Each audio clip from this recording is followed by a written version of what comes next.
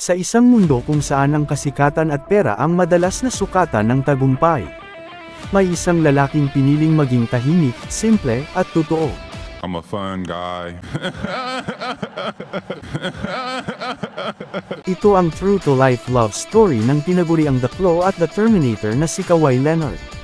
At ang babaeng nagbigay kulay at bumihag sa tahimik niyang mundo at puso, na si Kishela Shipley, halika't sama-sama nating alamin dito sa NBA Love Story. Pero bago natin alamin ang buong kwento, kung mahilig ka sa ganitong content, huwag kalimutang mag-like, mag-subscribe at i-click ang notification bell para updated ka lagi sa mga susunod na kwento ng true-to-life love story ng ating mga paboritong NBA superstars. Let's go! Bago pa man siya maging isang two-time NBA champion, two-time final